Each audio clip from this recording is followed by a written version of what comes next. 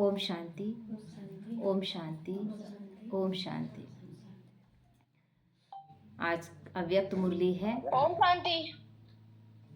आज अव्यक्त मुरली है 30 नवंबर 2003 का, है ना। मुरली का हेडिंग है चारों ही सब्जेक्ट में अनुभव की अथॉरिटी बन समस्या को समाधान स्वरूप में परिवर्तन करो, है ना। चारों ही सब्जेक्ट ज्ञान, योग, धारणा, सेवा। आज ब्राह्मण संसार का रचता अपने चारों ओर के ब्राह्मण बच्चों को देख रहे हैं। यह ब्राह्मण संसार छोटा सा संसार है, लेकिन अति श्रेष्ठ, अति प्यारा संसार है ना। क्योंकि हम उस संसार में रहकर आए हैं जहां हम साथ में रह रहे हैं, लेकिन एक दूसरे का दुख, कभी कभी एक दूसरे का दुख देखकर खाली सामने से दिखावा करते हैं कि हम आपके दुख से दुखी हैं, पर सच में होते नहीं। और इस संसार में हम सूक्ष्म में भी अंदर से किसी के प्रति गलत नहीं रख सकते। ये वो संसार बना रहे हैं जहां हम हर स्थिति में एक दूसरे से प्यार कर रहे हैं, एक दूसरे का सम्मान कर रहे हैं।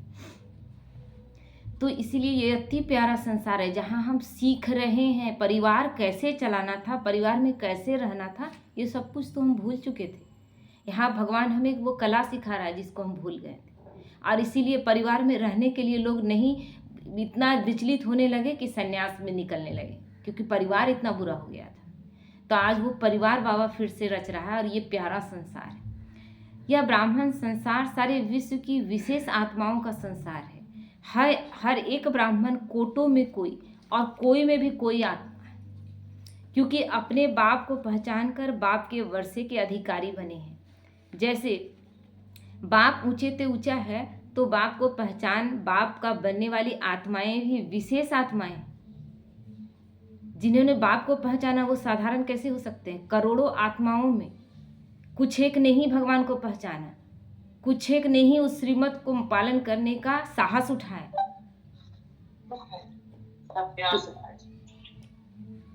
हर ब्राह्मण आत्मा के जन्मते ही भाग्य विधाता बाप ने मस्तक पर भाग्य की श्रेष्ठ लकीर खींच ली है। ऐसा श्रेष्ठ भाग्यवान आत्मा है। ऐसे भगवान अपने को समझते हो कि भूल जाते हो। इतना बड़ा रूहानी नशा अनुभव होता है। हर एक ब्राह्मण के दिल में दिलाराम, दिल का दुलार, दिल का प्यार दे रहे हैं। यह परमात्मा प्यार सारे कल्प में एक द्वारा और एक समय ही प्राप्त होता है, फिर ये कभी नहीं मिलेगा। जैसे हम एक एक पल को गंवा रहे, बोले आज चला गया तो क्या हुआ, आज एक अमृत वेला मिस कर दिया तो क्या हुआ, थोड़े दिन नहीं किए तो क्या हुआ, थोड़े दिन में वो प्यार, वो भाग्य आप नहीं लिखे। जब आप दुकान चलाते हैं और बहुत कमाई हो रहा है, तो आप सोचेंगे कि 3-4 दिन नहीं खोलेंगे तो चलेगा। आपके घर में कितना भी काम रहता है, तो आप वो दुकान चलाने के लिए आप कुछ न कुछ उपाय निकाल लेते हैं। कमाई है तो इस एक लौकिक कमाई के लिए आप इतना ध्यान रखते हैं, और ये कमाई जो 21 जन्मों का है उसके लिए सोचते हैं कि क्या हुआ, फिर ये परमात्मा मिलेगा क्या। सब कुछ रहेगा, सतयुग में हमें भरपूर रहेंगे, लेकिन भगवान हमारे पास नहीं होगा। ये जो दिल खोल कर अपना रख देते हैं, किसके पास रखेंगे आप। कोई है दुनिया में सुनने वाला आपका? सुनकर तो और आपको क्या करेगा, नीचे गिरा देगा, छोटा आपको समझेगा, सुन लेगा, और अंदर से आपके प्रति भावना क्या रखेगा। क्योंकि आजकल क्या है, जिसके पास सब कुछ है उसको सब कोई बहुत ज़्यादा मान देता है।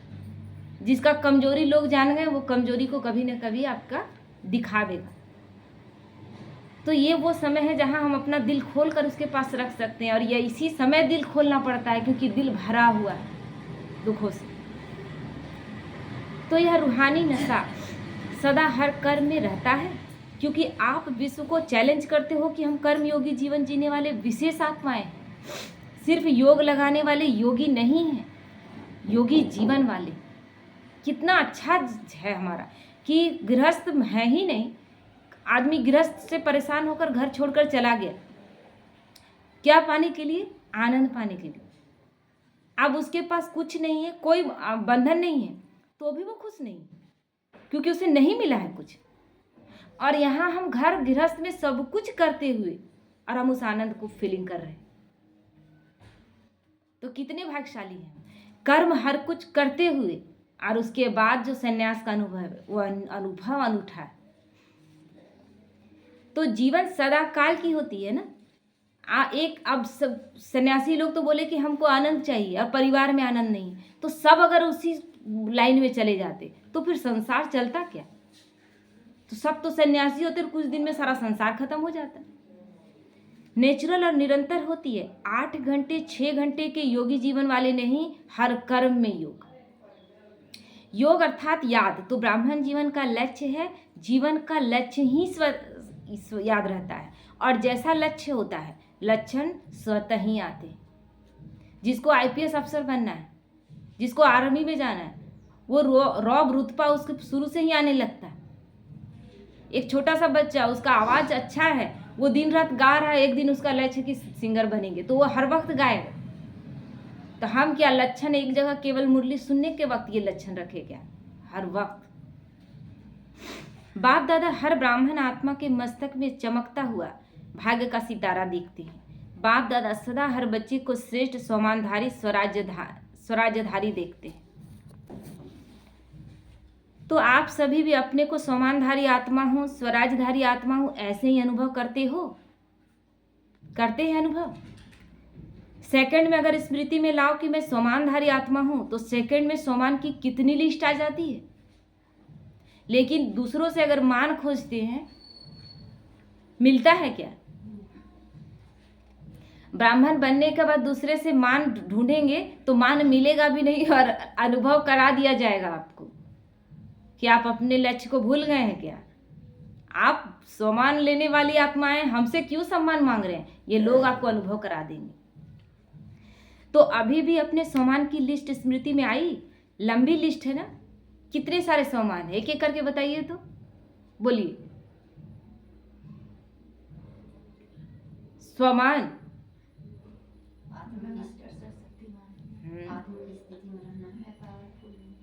आत्मिक स्थिति में रहना तो स्थिति है। स्वमान,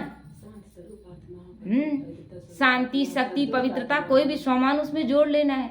मैं भगवान की ढूंढी हुई आत्मा हूँ, भगवान ने मेरा हाथ पकड़ा है, कितने स्वमान है? लंबी लिस्ट है ना। स्वमान अभिमान को खत्म कर देता है, क्योंकि स्वमान है श्रेष्ठ अभिमान, इससे बड़ा अभिमान नहीं होता। और श्रेष्ठ अभिमान किसी को दुख पहुंचाने के लिए नहीं होता। और ऐसे अभिमान जो होता है ना, देह का अभिमान, वो हमेशा किसी को कष्ट पहुंचाता है। ये श्रेष्ठ अभिमान है, जिससे हमारा अपना रॉयल्टी दिखता है। हम किसी पे थोपते नहीं, किसी को दिखावटी नहीं करते। तो श्रेष्ठ अभिमान अशुद्ध भिन्न भिन्न देह अभिमान को समाप्त कर देता है। जैसे सेकंड में लाइट का स्विच ऑन करने से अंधकार भाग जाता है, अंधकार को भगाया नहीं जाता है, या अंधकार को निकालने की मेहनत नहीं करनी पड़ती है, लेकिन स्विच ऑन किया, कितना लगा, उसमें मेहनत लगा, अंधकार स्वतः ही समाप्त हो जाता है। ऐसे स्वमान की स्मृति का स्विच ऑन करो तो भिन्न भिन्न देह अभिमान समाप्त करने की मेहनत नहीं करनी पड़ेगी। मैं बेटा हूँ, मैं बेटी हूँ, मैं पत्नी हूँ, मैं बहुत बड़ा वकील हूँ, या बहुत बड़ा पोस्ट में हूँ, ये सब देह अभिमान है ना, ये सब भूल जाएंगे। एक स्वमान याद रहे कि मैं परमात्मा की चुनी हुई संतान। मेहनत तब करनी पड़ती है जब तक स्वमान के स्मृति स्वरूप नहीं बनते। बाप दादा बच्चों के खेल देखते हैं, स्वमान का रटने से नहीं होता है। आप रट रहे हैं 108 बार रटे कि 1008 बार रटे, उसको अनुभव करना है, मैं हूं। बाप दादा बच्चों का खेल देखते हैं, स्वमान को दिल में वर्णन करते। आपका नहीं आएगा, लेकिन सुनेगा, फिर चाहिए और नहीं।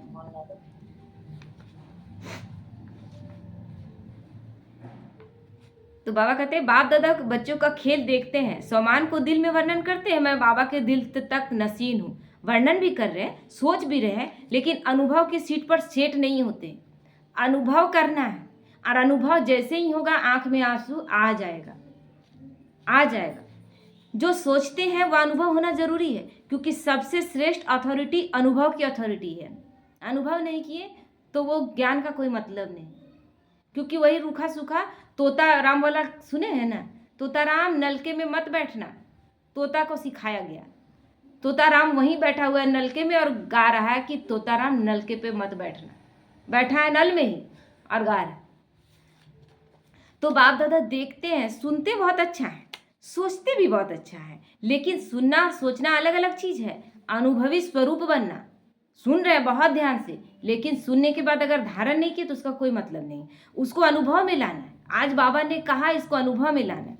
यही ब्राह्मण जीवन की श्रेष्ठ अथॉरिटी है। यही भक्ति और ज्ञान में अंतर है। भक्ति में क्या है, ऊपर ऊपर का है, फूल तोड़े, थोड़ा सा बेलपत्र तोड़े, बाहर से कुछ सामान खरीदे और चढ़ा के चले आए, अंदर का कोई भावना नहीं। अंदर में वो जो हाथ भी जोड़े थे वो ऊपरी था, क्योंकि सामने जड़ मूर्ति खड़ी है और आप साकार शरीर में है, सब कुछ ऊपरी, अंदर का कुछ भी नहीं। तो भक्ति में भी इसीलिए सुनने में मस्ती में मस्त होते हैं। देखते हैं राधे कृष्ण करके सब रोड में नाच रहा है, लेकिन उन सब का अंदर का स्थिति देखिए। बाबा यहाँ हमें अंदर से बदल रहा है। सोचते भी हैं लेकिन अनुभव नहीं कर पाते हैं। ज्ञान का अर्थ ही है ज्ञानी तू आत्मा, अर्थात हर सोमान के अनुभवी बनना। जब मैं कह रहा हूँ कि मेरे पास सारी शक्तियाँ हैं, तो किसी ने मुझे कहा और मुझे तकलीफ लग गया, इसका मतलब मैं नहीं हूँ। अनुभव होना चाहिए कि मैं तो कह रही हूँ कि मैं मास्टर सर्वशक्तिमान हूँ, लेकिन किसी ने मुझे कहा, तुरंत तकलीफ लग गया, क्या मेरे पास सहन शक्ति है? नहीं है। अगर वही बात बुरा लग गया, किसी थर्ड पर्सन को बोला कि इस आदमी ने मुझे ऐसा कहा, क्या समाने की शक्ति है आपके अंदर? नहीं है। फिर हम क्यों बोलें कि मैं मास्टर सर्वशक्तिमान हूँ? तो ये अनुभव करना है। अगर मेरे में ये छोटी छोटी चीज़ें नहीं आ रही हैं, तो बड़ी बड़ी चीज़ें कहाँ से आएंगी? तो अनुभवी स्वरूप रूहानी नशा चढ़ाता है। अनुभव कभी भी जीवन में भूलता नहीं है। सुना हुआ सोचा हुआ भूल जाएंगे, लेकिन अनुभव नहीं भूल सकते। लेकिन अनुभव अथॉरिटी कभी कम नहीं होती। तो बाप दादा यही बच्चों को स्मृति दिलाते हैं। हर सुनी ही हुई बात जो भगवान बाप से सुनी, उसके अनुभवी मूर्त बनो, उसको अनुभव में लाओ। अनुभव की हुई बात 1000 लोग भी अगर मिटाना चाहे तो मिट नहीं सकती। कोई आपको अब इतना अनुभव तो हो गया कि भगवान हमारे साथ है। अब दुनिया की कोई ताकत आपको भगवान से जुदा करना चाहेगा, आप होंगे? छोड़ेंगे? कोई आपको कहे आप धारणाओं को छोड़ दीजिए, छोड़ेंगे? चाहे लाख आ जाए, तूफान आ जाए, फिर भी आप नहीं छोड़ेंगे। ये अनुभव हो गया कि भगवान मेरे साथ है। तो ये जो अनुभव हो गया कि भगवान मेरे साथ है, बस इसी एक पॉइंट को पकड़कर अनुभव सारा कर लेना है। तो माया भी अनुभव को मिटा नहीं सकती। माया वहां कुछ नहीं कर सकती। माया सब कुछ हमारे साथ करती है। क्या बाप से छुड़ाने की कोशिश कर पाती है? क्या हमें छोटी छोटी बातों में उलझा देती है, कमजोर कर देती है। भगवान से लड़ भी लेते हैं, लेकिन कभी दिमाग में आता है कि बाबा तुमको छोड़ देंगे? ये नहीं आता। माया ये नहीं कर सकती। तो इसीलिए अनुभव करें। जैसे शरीर धारण करते ही अनुभव करते हो कि मैं फलाना हूं, तो कितना पक्का रहता है अपना नाम, इतना पक्का रहता है कि इसी नाम का कोई दूसरा आवाज दूसरे को दिया जा रहा है, वही नाम दूसरा का है, तो भी आप उधर मुड़ कर देखते। कभी अपने देह का नाम भूलता है क्या? कोई आपको कहे नहीं आप फलाना या फलानी नहीं हो, तो आप मान सकते हो? आपको बोला जाए कि आप प्रतिमा माता जी नहीं है, आप मानेंगे? ऐसे ही हर सोमान की लिस्ट अनुभव करने से कभी सोमान भूल नहीं सकता। लेकिन बाप दादा ने देखा कि अनुभव हर सोमान का व हर पॉइंट का अनुभवी बनने में नंबरवार है। सोमान ले रहे हैं लेकिन अनुभव में नंबरवार है, सबका एक जैसा नहीं है। जब अनुभव कर लिया कि मैं हूं ही आत्मा, आत्मा के सिवाय और हो ही क्या, तो गौर से देखें, अपने पूरे शरीर को समझें। सब जड़ है, मैं आत्मा ही आंखों से देख रही हूँ, मैं आत्मा ही इन कानों द्वारा सुन रही हूँ। कान का अपना कोई अपना अस्तित्व नहीं है। मैं आत्मा हूं तो कान सुन रहा है, मैं आत्मा नहीं हूं तो कान का कोई वैल्यू नहीं है। तो देह को तो मेरा कहते हो, लेकिन मैं हूं ही आत्मा। जब हो ही आत्मा, तो देह अभिमान कहां से आया? क्यों आया? कारण क्या है? बाबा कारण भी बताता है। क्यों बताता है? वो साइड में बैठ के सारा चीज देखता है, वो इसमें घुसा हुआ नहीं है। वो किनारे में बैठकर देखता है, इसलिए हमारे हर चीज को, हर खेल को देखता है। तो वो कहता है 63 जन्म का अभ्यास, मैं देह हूं। ये उल्टा अभ्यास हमारा पक्का हो चुका है, क्योंकि 63 जन्म से भूले हुए थे। यथार्थ अभ्यास अनुभव में भूल जाता है। बाप दादा बच्चों को जब मेहनत करता देखते हैं तो बच्चों पर प्यार आता है। परमात्मा बच्चे और मेहनत, कारण अनुभव मूर्त की कमी। जब देह भान का अनुभव कुछ भी हो जाए, कोई भी कर्म करते देवभान भूलता नहीं है, तो ब्राह्मण जीवन अर्थात कर्मयोगी जीवन, योगी जीवन का अनुभव कैसे भूल सकता है? इसीलिए ब्राह्मण जीवन में रोज एक्सपेरिमेंट बाबा करने बोलता है। योग का एक्सपेरिमेंट करें अपने ऊपर। सबसे बड़ी प्रयोगशाला हम हैं, बाद में सारी दुनिया है। प्रयोगशाला हम खुद ही हैं, जिसपे हमको रोज रोज अपना योग का प्रयोग करना है और अपने में सारे बदलाव को देखना है। अभी जो 1 से लेकर 18 जनवरी तक का योग भट्टी हम लोगों का चला, तो इसमें अच्छा अनुभव हुआ ना। इसमें बहुत सारी गलतियां अपनी दिखाई दी, महीन से महीन गलतियां दिखाई दी, क्योंकि हमारा क्या लक्ष्य था, बस जाकर बैठ जाना, जल्दी से काम करके हमको अपना योग में रहना। व्यर्थ बात में ज़्यादा दिमाग नहीं गया किसी का, क्योंकि सबका ध्यान था कि जल्दी से योग में बैठना, काम निपटाना है, योग में बैठना। वो काम निपटा, हमने इतना जल्दबाजी रहता था कि फालतू तरफ कोई क्या बोल रहा है उस समय वो भी नहीं दिखाई देता था। तो चेक करो, तो ऐसा लगा ना कि अरे कल बंद हो जाएगा, 18 जनवरी को ख़त्म हो जाएगा। नहीं, ये योगयुक्त अवस्था हमेशा क्यों नहीं रखा जा सकता। जब अच्छा लगा हमें, तो ये तो नहीं है ना, बाबा नहीं बोलता है कि ऐसा तो नहीं कि 1 दिन का या 2 दिन का रखो।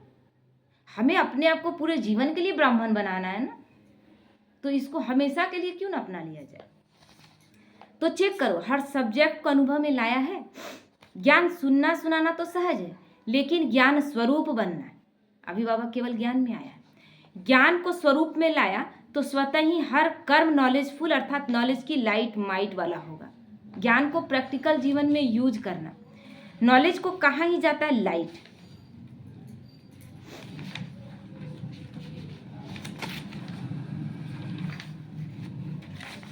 लाइन कट गया, कमरे में अंधेरा है, आप क्या करते, क्या करेंगे? लाइट जलाएंगे? कैसे जलाएंगे? लाइन तो है, मोमबत्ती जलाएंगे, कोई न कोई विधि से क्या करेंगे, प्रकाश करेंगे।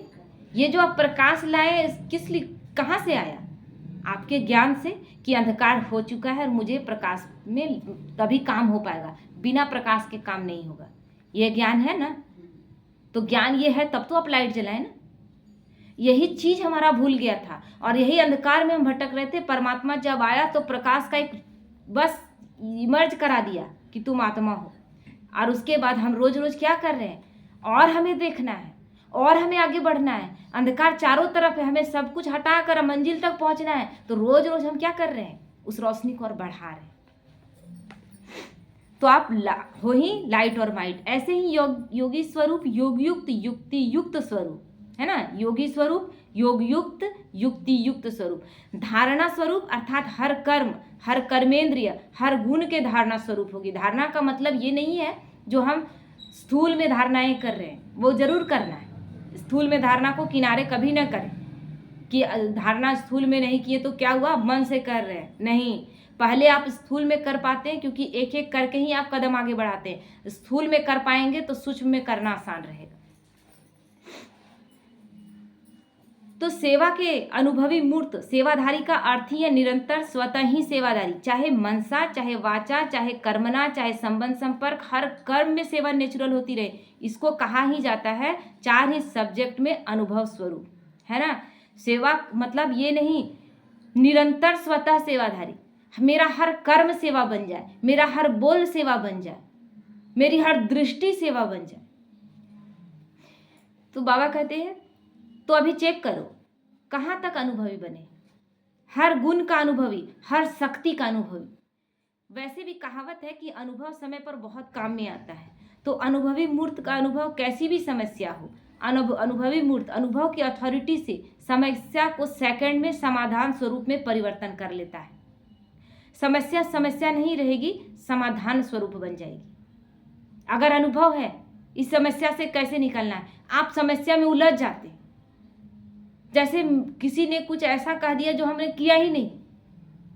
अब हम उसमें लग जाएं प्रश्न उठाने में कि जब मैंने ऐसा किया नहीं तो मेरे ऊपर ये ब्लेम क्यों लगाया गया, मेरे ऊपर बार बार ब्लेम क्यों लगाया जाता है। फिर आप प्रश्नों के दलदल में फंस जाएंगे। फिर रास्ता आपका, क्योंकि आप देह अभिमान में आ गए, अब अंधकार ही अंधकार, अब आप रोशनी में है नहीं, तो उसमें फंस जाएंगे। अब आप इसमें 2 चीज़ ट्राई करें, क्या मेरे में ये गलती है, अगर गलती है तो उसको हमको ठीक कर लेना है। चेक करना है पहले अपना कि सच में है, और बहुत ईमानदारी से चेक करना है। हम लोगों का 63 जन्म का देव अभिमान का संस्कार ऐसा है ना कि एक कड़ा संस्कार अपना है कि नहीं हम बुरे हो ही नहीं सकते। ये चीज़ आपको बदलने नहीं देगा। इसीलिए आपको कोई देख तो नहीं रहा है, आप चुपचाप अपना सूक्ष्म में चेकिंग करें, अगर है तो बदल लेना है, और नहीं है, चेकिंग किए और लगा कि नहीं है, तो उस आत्मा को शुभ भावना शुभकामना देना है कि बाबा मेरे में ये गलती नहीं है, लेकिन फिर भी ये हमको कहा जा रहा है, तो उस आत्मा के लिए मेरा यही शुभ भावना है कि उसको सद्बुद्धि दे, बस। तो क्या हुआ, समस्या में फंसे कि समाधान स्वरूप होकर निकल गए। तो फंसाना है प्रश्नों के दलदल में या हमें निरंतर आगे बढ़ना है। तो अभी समय की समीपता, बाप समान बनने की समीपता समाधान स्वरूप का अनुभव कराए। बहुत समय समस्या का आना, समाधान करना या मेहनत की।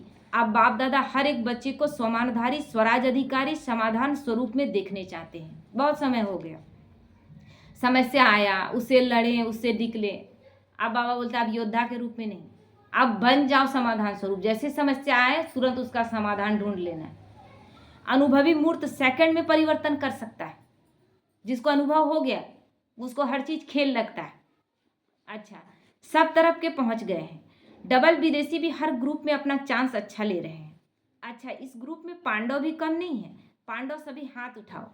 माताएं, कुमारियां, टीचर्स हाथ उठाओ, सभी हाथ उठाएं। पहले ग्रुप में माताएं ज्यादा थी, लेकिन इस ग्रुप में पांडवों ने भी रेस अच्छी की है। पांडवों का नशा और निश्चय अभी तक गायन में भी गाया हुआ है। क्या गाया हुआ है जानते हो? 5 पांडव, लेकिन नशा और निश्चय के आधार से विजयी बने, केवल 5 ही थे। यह गायन अभी तक है। ऐसे पांडव हो? ऐसे पांडव हो? बाबा पूछ रहे हैं, है ना? अच्छा नशा है, अच्छा नशा है। तो पांडव जब भी सुनते होंगे आप पांडव हो, तो पांडवों को पांडवपति तो नहीं भूलता है ना? पांडवपति भूल जाते हैं क्या? पांडवपति कौन है? शिव बाबा। कभी कभी भूलता है, जब भूलते हैं तो पांडवपना भी भूल जाते हैं।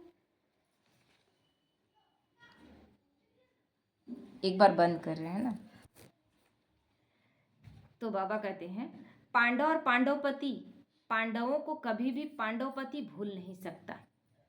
पांडवों को यह नशा होना चाहिए, हम कल्प कल्प के पांडव, पांडवपति के प्यारे हैं। यादगार में पांडवों का नाम भी कम नहीं है, कम है, इतना नाम है कि श्री कृष्ण को ही भगवान समझ कर चले हुए हैं। इतना अच्छा कृष्ण का भी कार्य था, इतना अच्छा उनका जो करके दिखाएं अपने कर्म में, भगवान का संपूर्ण श्रीमत का पालन किए, तो कृष्ण को ही भगवान मानकर चले ना अभी तक। तो पांडवों का टाइटल ही है विजयी पांडव। तो ऐसे पांडव हैं, बस हम विजयी पांडव हैं, सिर्फ पांडव नहीं, विजयी पांडव।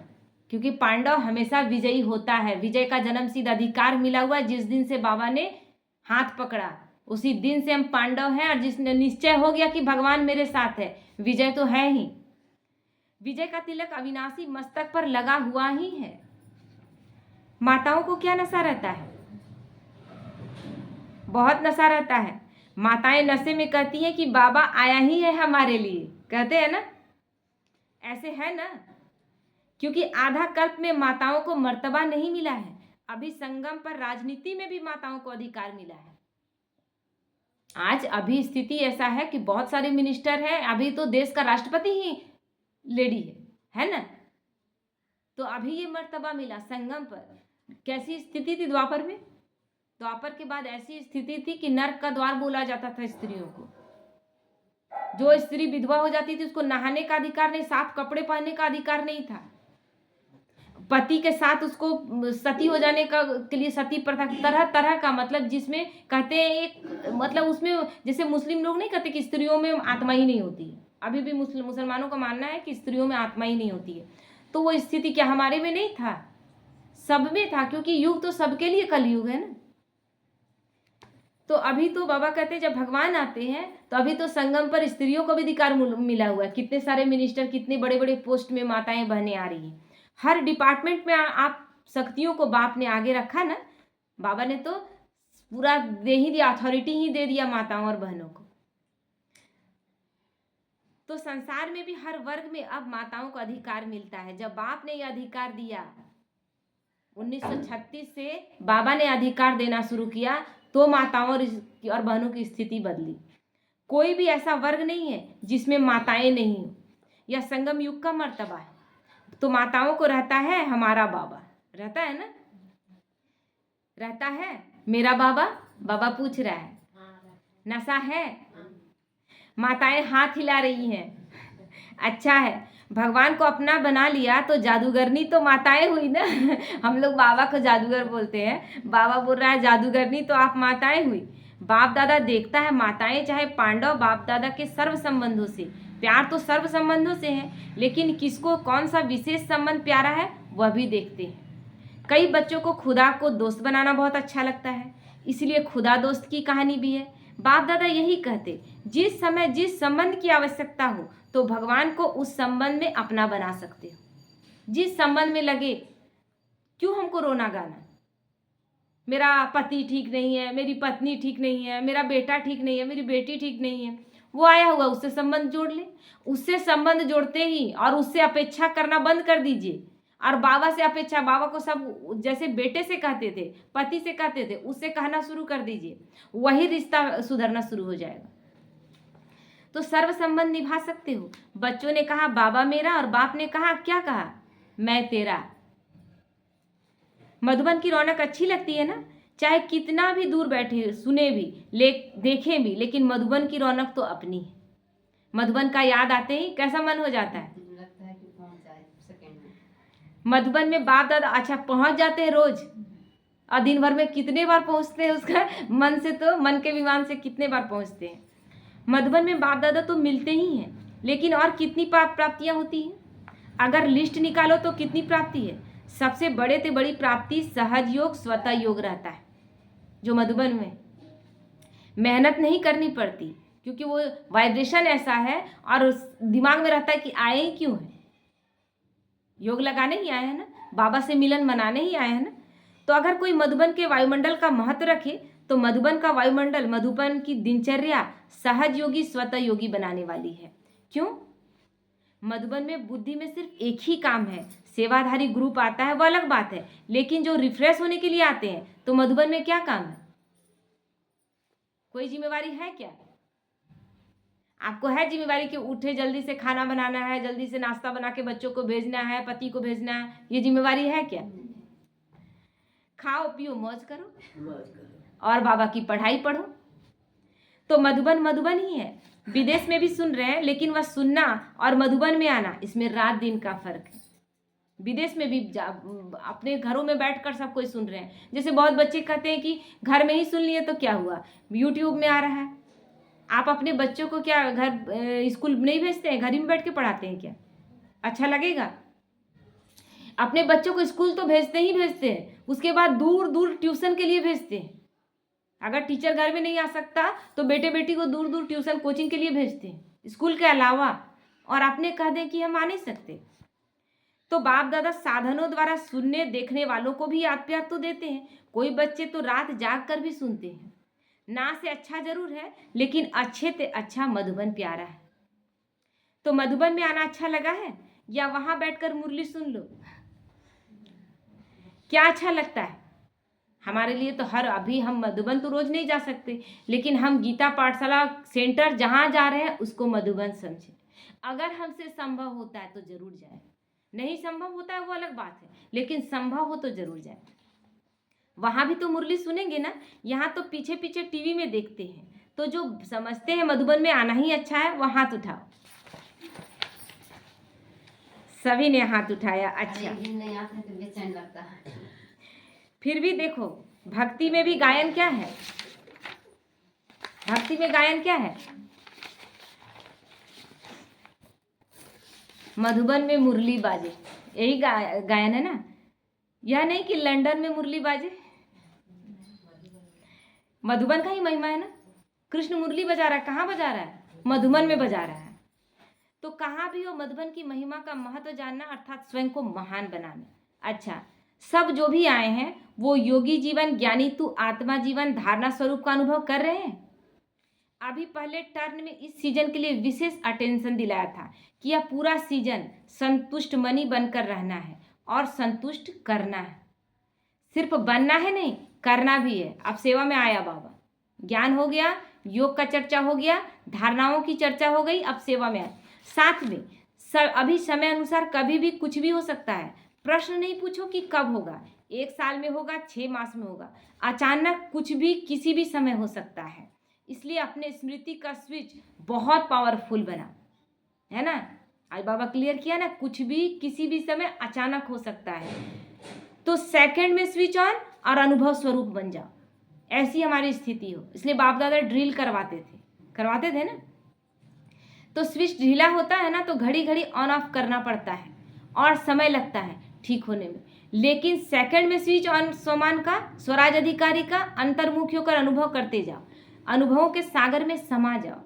अनुभव की अथॉरिटी को कोई भी अथॉरिटी जीत नहीं सकती, कितना भी कोई अथॉरिटी वाला हो, लेकिन जो अनुभव स्वरूप बन गया उसको कोई हरा नहीं सकता, क्योंकि उसके अंदर में मान लीजिए कि एक वकील है, अच्छे से प्रिपेयर हो चुका है, उसको कितना भी बड़ा वकील आ जाए, लेकिन उसका अनुभव उसको जीत दिलाएगा, क्योंकि वो इतना उस लाइन में रम चुका है, इतना अपने आप को परिपक्व बना चुका है कि कोई नया कितना ज़्यादा उसके पास पढ़ के आए। इसलिए प्रैक्टिस को ज़्यादा महत्व दिया जाता है। लौकिक जीवन में भी, डॉक्टरी में सबसे पहले प्रैक्टिस, वकील बन रहा है तो भी प्रैक्टिस, किसी भी लाइन में जा रहा है तो आपका एक्सपीरियंस सर्टिफिकेट मांगा जाता है कि कुछ दिन आपने कहीं किया है। अगर प्रैक्टिस है, एक्सपीरियंस है, तो आपको ज़्यादा प्राथमिकता दिया जाता है किसी भी नौकरी के लिए। तो इसीलिए अनुभवी स्वरूप। तो समझा क्या करना है? बाप दादा इशारा तो दे देता है, लेकिन इंतजार नहीं करो। कब नहीं, अब, अभी, इसी वक्त, एवर रेडी। सेकंड में स्मृति का स्विच ऑन कर सकते हो। कैसी भी परिस्थितियां हो, कैसी भी समस्या हो, स्मृति का स्विच ऑन करो या अभ्यास करो, क्योंकि फाइनल पेपर सेकंड का ही होना है, मिनट भी नहीं। जैसे ही पेपर आएगा उस समय क्या ऑन करना है? मैं आत्मा हूँ, साक्षी दृष्टा बन जाना है। अब यही सोच के नहीं रह जाना है कि कौन सा ऑन करना था, क्या करना था। मैं आत्मा हूँ, इस चीज का अनुभव तुरंत आ जाए, जैसे ही कोई परिस्थिति आए मैं आत्मा हूँ स्थित हो जाए, साक्षी दृष्टा होकर। कल्प पहले भी ये हुआ था और फिर हो रहा है और हर कल्प में होगा, बस मुझे साक्षी होकर देखना है। और बाबा जब क्लियर कर दिया है कि हर तूफान तोहफा लाएगा, तो उस तूफान से हमें क्यों डरना? जब तूफान तोहफा लाएगा तो तोहफा हर किसी को चाहिए कि नहीं चाहिए? चाहिए ना। तोहफे के लिए एक छोटा बच्चा हो या एक बूढ़ी माता हो, तोहफा मिलता है कितना खुश हो जाती है। तो क्यों घबराना, जब वही तूफान मेरे लिए तोहफा लाएगा। जितना बड़ा तूफान उतना बड़ा तोहफा। तो यह अभ्यास करो, क्योंकि फाइनल पेपर तो सेकंड का ही होना है, मिनट भी नहीं लगेगा, सेकंड का। और एक सेकंड में आपका संकल्प क्या चला, उसी में फेल और पास का लिखा जाएगा। सोचने वाला नहीं पास कर सकेगा, सोचने लगे, अनुभव वाला पास हो जाएगा। तो अभी सेकंड में सभी मैं परमधाम निवासी श्रेष्ठ आत्मा हूँ, इस स्मृति को के स्विच को ऑन करो, और कोई भी स्मृति ना हो, कोई बुद्धि में हलचल ना हो, अचल। बाबा ड्रिल करवाया, अभी करवाया जाएगा लास्ट में, ठीक ना। तो अच्छा, चारों ओर के श्रेष्ठ स्वमानधारी अनुभवी आत्माओं को, सदा हर सब्जेक्ट को अनुभव में लाने वाले, सदा योगी जीवन में चलने वाले निरंतर योगी आत्माओं को, है ना, ध्यान से सुनेंगे कि किसको किसको याद प्यार दे रहा है। श्रेष्ठ स्वमानधारी अनुभवी आत्मा, जो अनुभव किया हुआ है, सदा हर सब्जेक्ट को अनुभव में लाने वाले, सदा योगी जीवन में चलने वाले निरंतर योगी आत्माओं को, सदा अपने विशेष भाग को हर कर्म में इमर्ज रूप में रखने वाले, कोटों में कोई में भी कोई विशेष आत्माओं को बाप दादा का याद प्यार, गुड मॉर्निंग और नमस्ते नमस्ते। हम रूहानी बच्चों की ओर से रूहानी माता पिता बाप दादा को याद प्यार, गुड मॉर्निंग और नमस्ते नमस्ते। शुक्रिया बाबा। दादी जी से बाबा कह रहे हैं, सभी को उमंग उत्साह में लाने का अच्छा कार्य कर रही हो। अभी तो करोड़ों को संदेश देने का प्लान चल रहा है। करोड़ क्या, सारे विश्व की आत्माओं को संदेश मिलना है। अहो प्रभु तो कहेंगे ना, अहो प्रभु कहने के लिए भी तो तैयार करना है ना। अहो प्रभु मतलब भगवान आए, इतना तो कम से कम मान लें। दादियों से यह भी सहयोग दे रही हैं, अच्छा है। मधुबन को संभाल रहे हैं, अच्छा सहयोगी ग्रुप मिला है ना। एक एक की विशेषता है, फिर भी आदि रत्नों का प्रभाव पड़ता है। आदि रत्नों का प्रभाव क्यों ना पड़े, उनका त्याग तपस्या क्या आज के मुकाबले में गिना जा सकता है, तुलना किया जा सकता है? चाहे कितनी भी आयु हो जाए, नए नए भी आगे बढ़ रहे हैं, लेकिन फिर भी आदि रत्नों की पालना अपनी, इसलिए ग्रुप अच्छा है, क्योंकि आदि रत्नों का त्याग तपस्या के आगे अभी का त्याग तपस्या तुलना ही नहीं किया जा सकता। उन्होंने कैसा कैसा कि मतलब 12 साल की बच्ची पढ़ रहे थे ना, कल या परसों ही पढ़ रहे थे ना, 12 साल की जो थी सरला दीदी या कमला दीदी, याद नहीं आ रहा नाम, 12 साल में उस बाबा उस कितना भरोसा रखता है कि ये बच्ची भाषण करेगी, इससे कराओ। तो वो आत्मा कुछ न कुछ संस्कार पहले से लेकर आई है। वरदान है, विघ्न प्रूफ चमकीली फरिश्ता ड्रेस धारण करने वाले सदा विघ्न विनाशक भव। स्व के प्रति और सर्व के प्रति सदा विघ्न विनाशक बनने के लिए क्वेश्चन मार्क को विदाई देना और फुल स्टॉप द्वारा सर्व शक्तियों का फुल स्टॉक करना, जमा करना, है ना। कोई बात में कोई क्वेश्चन मार्क नहीं। इसीलिए इस पहले ही इस ज्ञान में आए थे तो उसका हमको 2 लाइन बहुत अच्छा लगा था, एक्सेप्ट करें और एक्सपेक्ट किसी से ना करें। हर बात को एक्सेप्ट करें, मतलब स्वीकार करेंगे तो क्वेश्चन नहीं आएगा। जहां आप स्वीकार नहीं किए वहां क्वेश्चन आया। क्वेश्चन आने का एक मतलब नहीं कि क्वेश्चन की आया और आपको जवाब चाहिए, उस क्वेश्चन का मतलब ही अनिश्चय। और अनिश्चय किस चीज पर? या तो ब्राह्मण परिवार पर, या तो बाबा पर, या तो ज्ञान पर, या फिर ड्रामा पर। किसी न किसी चीज पर तो अनिश्चय आया है, इसलिए क्वेश्चन उठाना ही नहीं है। जब बाबा शरीर छोड़ा तो डॉक्टर बोला कि डॉक्टर आया तब वो तो शरीर छोड़ ही चुके थे। डॉक्टर आके केवल कंफर्म किया कि आत्मा अब नहीं, शरीर छोड़ चुकी। प्रकाशमणि दादी वहीं खड़ी है और एक ही शब्द बोलती है, ड्रामा की भाभी। डॉक्टर बोल रहा है कि इतना बाबा प्यार करने वाला और बच्चे बाबा को इतना प्यार करने वाले, और एक लाइन में बात खत्म। इन लोगों के चेहरे से कुछ भी नहीं दिख रहा है। कैसा शक्तिशाली स्थिति। कोई अनिश्चय है, कोई क्वेश्चन है। लोगों का क्वेश्चन उठा, इतना बड़ा संस्था, बाबा चला गया, कैसे चलेगा। लेकिन वो आत्माएं जो साथ में, उन लोगों का कोई क्वेश्चन नहीं। और दादी धड़ाधड़ रात में ही सारा जगह फोन हो गया, हर जगह, कहीं कोई क्वेश्चन नहीं। हाँ, बच्चे जगदीश भाई जो कहते हैं कि मुझे लगा कि मैं बाबा के साथ चिता में बड़ी, वो प्रेम है, वहाँ क्वेश्चन नहीं, प्रेम है कि बाबा के बिना रह के क्या करेंगे, बाबा के साथ ही चले जाए। तो सदा विघ्न प्रूफ, क्योंकि विघ्न आता ही आपके क्वेश्चन से, अनिश्चय से। आप उस क्वेश्चन का समाधान नहीं कर पाते हैं तो अब वो क्वेश्चन 1000 क्वेश्चन लाके खड़ा कर देगा, आप विघ्नों में फंस गए। सदा विघ्न प्रूफ चमकीली फरिश्ता ड्रेस पहन कर रखना, मिट्टी की ड्रेस नहीं पहनना, देवभान नहीं, फरिश्ते स्वरूप में स्थित होकर साक्षी दृष्टा बनकर हर एक चीज को पार करना। साथ साथ सर्व गुणों के गहनों से सजे रहना, सदा अष्ट शक्ति शस्त्रधारी संपन्न मूर्ति बनकर रहना और कमल पुष्प के आसन में श्रेष्ठ जीवन के पांव रखना। मतलब कीचड़ तो है चारों तरफ, लेकिन उस स्थिति में भी हमें पैर कहाँ रखना है, हमें अपना आसन नहीं छोड़ना है। यानी हमें अपनी पवित्रता की स्टेज नहीं छोड़नी, हमें कोई क्वेश्चन नहीं उठाना है। देव भान में आना ही कीचड़ है, लेकिन उस सारे तरफ देवभान का जाल फैला हुआ है, और वैसे कीचड़ में हम सबको कमल बन के रहना है। बहुत कार्य क्या है, बहुत कठिन भी है, लेकिन मजा आता है इसमें। इसीलिए सन्यासी नहीं कर पाते तो वो घर बार छोड़ देते हैं, लेकिन हमने चैलेंज लिया है। तो ये सोचना चाहिए हर वक्त हम सबको कि हमने बहुत बड़ा चैलेंज लिया है कि इस दुनिया में रहकर भी हम अपने आप में जरा सा एक दाग लगने नहीं देंगे। तो इससे बड़ा चैलेंज कुछ है क्या?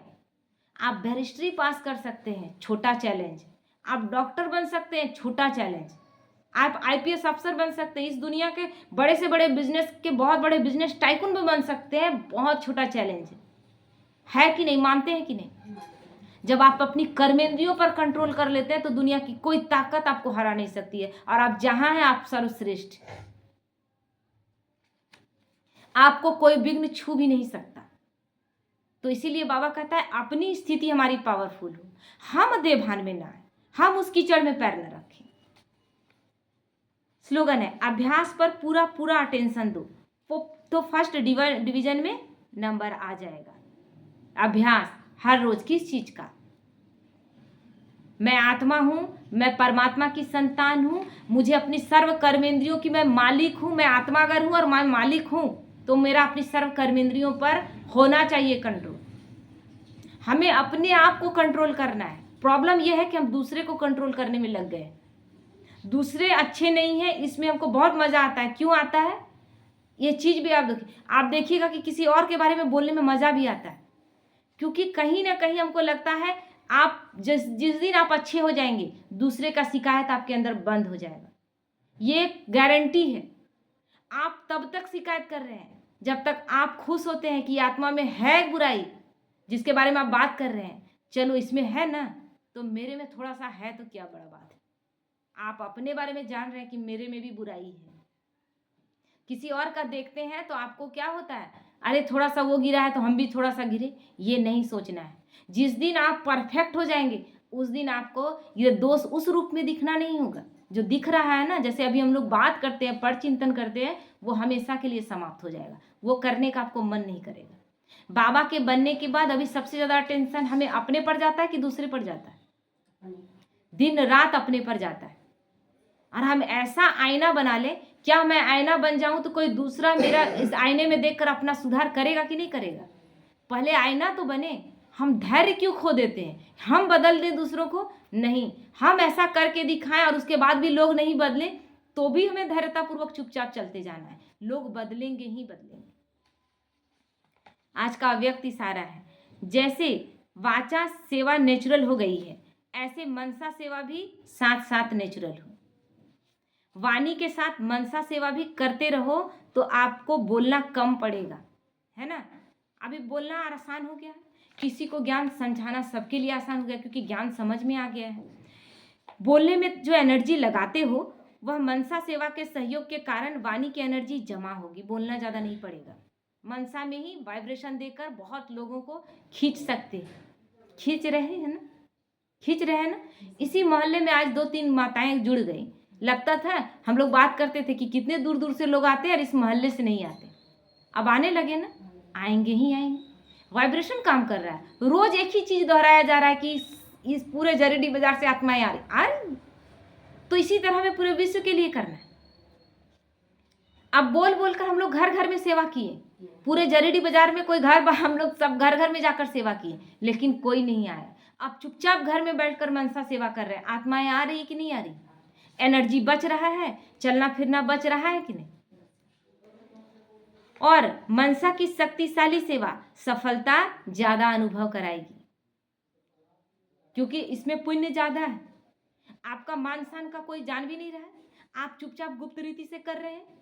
और कोई, मान लीजिए कि आप पूरे जरीडी बाजार को सकाश दे रहे, जरीडी बाजार की सब आत्माएं जुड़ गई, पुण्य का खाता आपका लिखा गया, कोई जाना भी नहीं कि यही की। कौन जान रहा है किसकी मनसा काम कर रही है? किसकी मनसा, जितनी जिसकी मनसा पावरफुल थी उसकी मनसा काम कर गई और उसकी मनसा ही क्या करेगी? शक्तिशाली स्थिति में उसका पुण्य का खाता बढ़ेगा। मनसा देवी का पूजा है।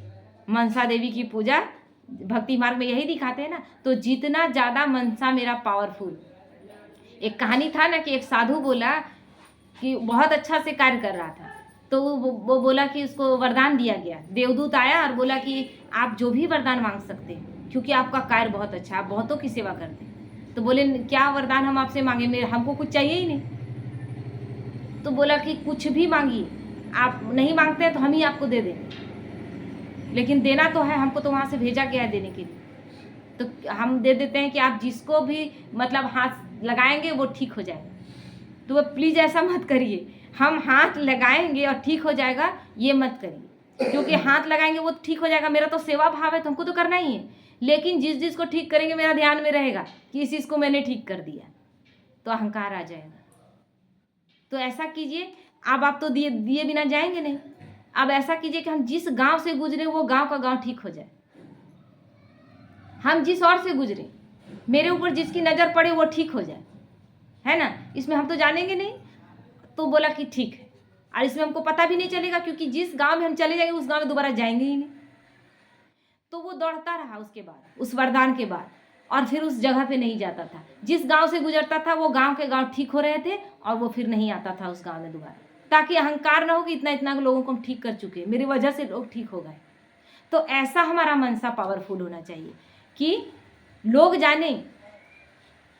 जाने समझे, लेकिन हमारा नाम नहीं, लोगों का जीवन सुधर जाए, लेकिन मेरे बारे में किसी को ज्ञान ना हो कि यही की। इसने बाबा का क्या था, सब कुछ करते हुए भी बाबा क्या बोला, माताओं और बहनों ने किया, बच्चे ने किया, बच्चे बाबा से आगे हैं, बाबा का मुरली में है, बच्चे बाबा से आगे हैं क्या हम लोग? लेकिन इतना बाबा निरंकारी था। और इसी तरह हमें भी करना है। कोई हमें नहीं जाने, कोई बात नहीं, क्या जान के करेंगे, आज हम हैं कल नहीं, या नहीं रहेंगे, या फिर दूसरे शरीर में आएंगे, हमको पता भी नहीं कि हम कौन सा नाम करके गए थे। हमें अपना परफेक्ट देना है, जिससे हम जब जाएं दूसरे जन्म में तो हमको अनुभव हो कि हम अच्छा करके जा रहे हैं। ठीक है, ओम शांति।